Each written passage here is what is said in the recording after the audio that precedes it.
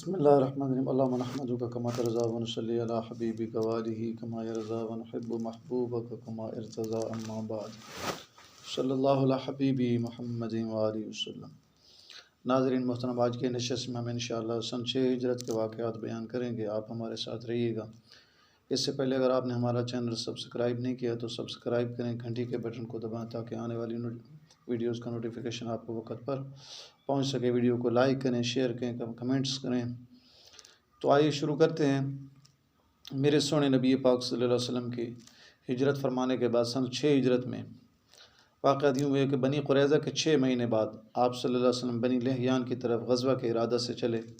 وہ خبر سن کر پہاڑوں میں بھاگ گئے۔ آپ صلی اللہ علیہ وسلم نے وہاں 2 روز قیام فرمایا اور فوج کے دستے جو ہے مختلف جوانب کی طرف روانہ فرمائے۔ مختلف جانب میں ہمارے سونے نبی پاک صلی اللہ علیہ وسلم نے دستے روانہ فرمائے، مگر وہ لوگ ہاتھ نہیں آئے۔ آپ صلی اللہ علیہ وسلم 14 دن کے بعد واپس مدینہ طیبہ تشریف لے آئے۔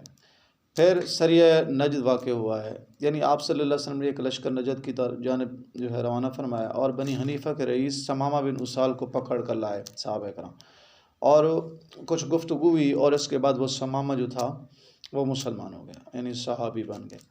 اسی سال ذی قعدہ میں قصہ حدیبیہ کا واقع ہوا ہے۔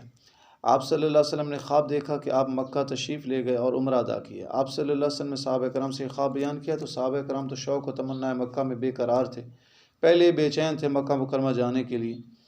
خواب سن کر تیاری سفر کی شروع کر دی۔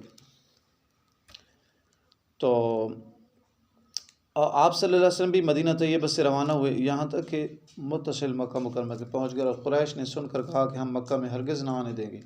آپ صلی اللہ علیہ وسلم نے وہاں سے پھر کر حدیبیہ پر قیام فرمایا۔ یہ کنواں ہے، اس کے پاس میدان ہے۔ آپ صلی اللہ علیہ وسلم وہاں ٹھہرے۔ پھر ایک دراز قصہ کے بعد جو کہ بخاری شریف میں موجود ہے، اس پر صلح ہوئی کہ اگلے سال آ کر عمرہ کریں اور 3 دن سے زیادہ نہ ٹھہریں۔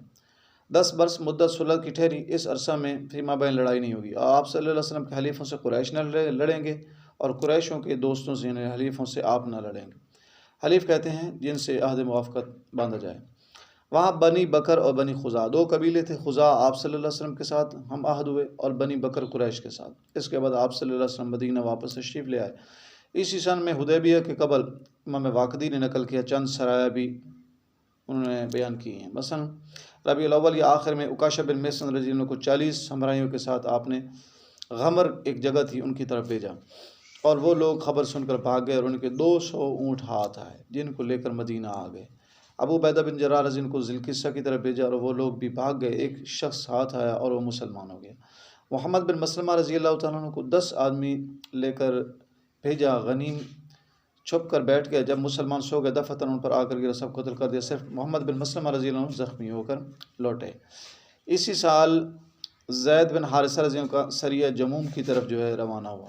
کچھ قیدی اور مواشی جانور ہاتھ آئے، اور جمادی الاولیٰ میں یہی زید بن حارثہ رضی اللہ عنہ 15 آدمیوں کے ساتھ طرف ایک جگہ تھی تو ان کی طرف جو ہے روانہ کیے گئے اور 20 اونٹ ہاتھ آئے۔ اسی مہینہ میں یہی زید عیس کی جانب، عیس ایک جگہ ہے ان کی جانب بھیجے گئے، اور ابو العاص بن ربیع رضی اللہ عنہ آپ صلی اللہ علیہ وسلم کے داماد یعنی حضرت اماں زینب سلام اللہ علیہ کے شوہر، قریش کا مال تجارت لیے ہوئے شام سے آتے تھے، وہ سب لے لیا گیا، اور ابو العاص رضی اللہ عنہ مدینہ میں آ کر حضرت زینب رضی اللہ تعالیٰ عنہا کی پناہ لی اور درخواست کی کہ یہ مال مجھ کو واپس کرا دو۔ حضور صلی اللہ علیہ وسلم نے سب مسلمانوں سے صحابہ کرام سے اجازت لے کر واپس کرا دیا۔ انہوں نے مکہ میں آ کر سب کی امانتیں ادا کیں اور مسلمان ہو گئے، مگر زاد المعاد میں راج اس قصہ کا بعد حدیبیہ کا ہونا بیان کیا ہے۔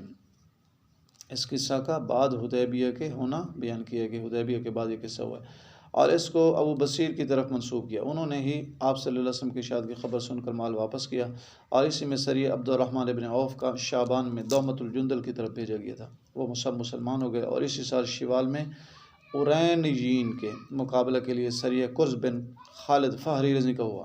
20 آدمی ان کے ساتھ بھیجے گئے تھے، وہ لوگ پکڑے گئے اور قتل کیے گئے اس سریے میں جتنے دشمن تھے، جیسا کہ حدیثوں میں ہے۔ تو سب کے بعد حدیبیہ ہوا، اور پھر بعد حدیبیہ کے غزوہ غابہ واقع ہوا، جس کا ذکر ہم آپ کی ساتھ اگلی نشست میں ذکر کریں گے۔ اس سے پہلے اگر آپ نے ہمارا چینل سبسکرائب نہیں کیا تو سبسکرائب کریں، گھنٹی کے بٹن کو دبائیں تاکہ آنے والی ویڈیوز کا نوٹیفیکیشن آپ کو وقت پر پہنچ سکے۔ السلام علیکم ورحمۃ اللہ۔